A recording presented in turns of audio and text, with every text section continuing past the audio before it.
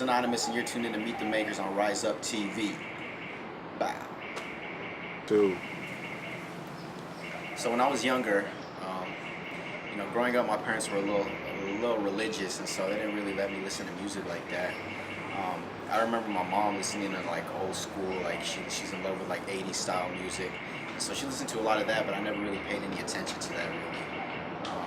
I kind of just didn't listen to music for a while, but when I was probably like 12 or 13, my older brother, he started coming home with these like mixed CDs with like, some rap stuff, like some DMX type of stuff, and like Nelly and Ja Rule and stuff like that. And so I would steal them from him, and that's like what I would listen to in secret. Like I would go into my bedroom, or like I would take my CD player to school, and I would listen to whatever rap I could get my hands on, and there was a lot of like I said, DMX and Ja Rule and like Nelly and people who were kind of hot during that time.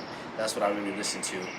As I kind of started getting older, like I kind of found out about the internet, and you could listen to stuff, you could download music and stuff like that. So I would listen to the radio and see what's hot at the time, what songs are playing, and I would go and I would download those songs. And it was like a lot of Lil Wayne at the time, and like Jay-Z, and my brother was like he started listening to rap before me, so he was like a huge Tupac fan. So I love Tupac. I grew up with like Tupac and Biggie.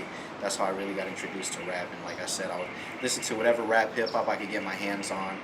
It was a lot of Lil Wayne and stuff like that, like the Carters, the early Carters and stuff. Just any rap I could get my hands on, I would listen to, because I loved it so much. I didn't even care what it was. So as I got older, as I studied rap and hip hop more, like I started finding my identity, and I kind of figured out. I found a lot of independent hip hop, and I realized like independent hip hop is what I love. Like it's such a pure and organic sound. That's what really inspired me. That's the type of hip hop I love even now. Like that's what I really follow. I listen to a lot of people like Greaves and Intuition and Atmosphere, Slug, and all kinds of people like that. Of course, I listen to the Roots, who are like my all-time favorite hip hop group. To me, they're like the epitome of what hip hop is. And so now that's basically it. I went from a lot of like radio hits that was actually good, like back in the early 2000s, and I kind of took that sound and it evolved into what I listen to now, which is like majority is just independent hip hop. So that's what it is. So I can remember growing up and like me and my cousin, listening to rap music, and we were like, yo, we should write something. Like I don't know anything about bars, and obviously we were not serious at all, but like I always had it in the back of my head that like it would be a cool thing to do. So probably like in 2008, I was like a junior in high school, and it had kind of always been in the back of my head, like, yo, it would be kind of tight to rap or whatever. And I had like a little MacBook at the time, and it had the microphone on it. And so like I went into GarageBand, and I got a bunch of loops, and I would just like put them together, and it would like, just to make like a little beat. And I didn't know how to write bars, so I would make the beat like a minute and a half, and I would just write to fill it up. And of course it was terrible back then, but I thought I was hot, I thought I was on. And so like that, I would just record on my MacBooks, the computer microphone, and it's straight into GarageBand, and it was terrible. Of course, my bars were terrible. And that was like the time I was really starting to listen to, really getting into hip hop and studying hip hop a lot. And so I kind of started, kind of mimicking my favorite MCs, the way they wrote. And I figured out about bars, like 4 beats to a bar, and how to properly write a verse, technically like 16 bars and an 8-bar chorus and stuff like that. And so I just kept writing a lot. I made some songs, and that's the time that MySpace was popping, and I was kind of getting popular on MySpace. I was getting like 1,000 plays every day on my songs, and I thought I was on. But I progressively just got better. I rapped throughout high school, and then I got into college, and I started finding my identity as an MC a little bit more. And then I met up with the Duke, and he's like an amazing MC, and he inspired me to be better. It was probably like 2012, I think. I dropped my very first EP that I ever did. It was called Extra Professional. It was just some remixes of like, some songs that I liked. I took the beats and I just rapped over them. And it was alright, but I still wasn't there. I wasn't there like as an MC. So I just kept working, trying to get better. I kept writing, kept finding beats and stuff. And so one of my favorite producers, his name is Budo, and he produced a lot of stuff for Greaves. And he came out with like a beat EP named Brooklyn Winter. And so I listened to it, I loved it. So I wrote to all of the beats. It was like 6 beats, and I put that out as an EP, and that was called Everything's Personal. That was my second one. That's the one I did most recently. It was like in 2013, I think.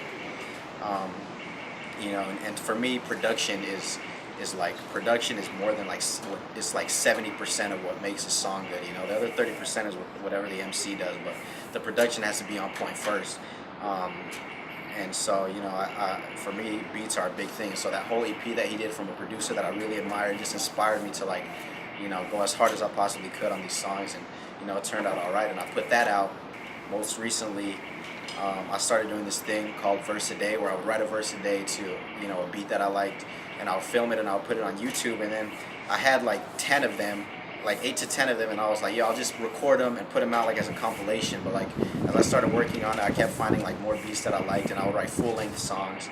And so what I did was I would spit my verses on the songs, and then I would put the actual song together. Like if they invited me, if the original artist invited me into the studio to like lay a verse down on their song. And I just put that out not even probably like a month and a half ago. That was called The Original Ripoffs. And that got a pretty good response. And so we're just progressively trying to get better. I founded Rhyzup Records, or formerly Rhyzup Entertainment, in 2013, which is kind of like my record label. It was kind of like my way of saying like it's kind of like Rhyme Sayers. If you know what Rhyme Sayers Entertainment is, or people like that, it's just kind of my way of saying like, we're official, like we're legit, like we're a crew, and we do this shit basically. So I founded that, and I got DK the Duke on there, and Great Mind, and so together we put out a mixtape called Unresolved, which was amazing as well. And so yeah, we're just trying to get better and better, and keep working until we pop.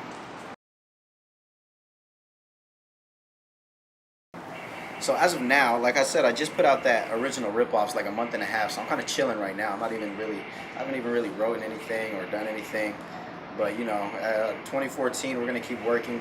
I'm trying to put out like an album this year, hopefully. I like doing EPs because they're short and sweet and to the point. So I'll probably put like a 6 to 8 song album out with like all original content, beats, everything. And other than that, we're just gonna keep trying to build up Rhyzup Records and try to get the Duke to blow and Great Mind to blow, and look out for us in your hometown, because we'll probably be coming soon. Eyes on the prize that's higher than I could ever reach for. Sitting in the aisle like, why you preaching at me for? Preaching to the choir these lies that I can never ignore. Screaming, forgive my sins, Lord, so I can go sin more. Why do I associate myself with double crossers? They double cross me, mark me, and put me in their crosshairs. Now I'm a target, I'm more softer when I started. These heartless monsters is trying to push you back like LeBron's hair. But the coincidence is everybody listening is spitting on my fish, but trying to see which lake I'm fishing in. Ignorance is bliss, and see now that's a true statement. Time to pay for your mistakes, you can't split that in 2 payments. Look, living at high speed just messing with my psyche. I'm likely to get hyphy if anybody try to try me. I don't take a lot, I strike like lightning, like it's light speed. It's bright up in the spotlight, so somebody hit them lights, please.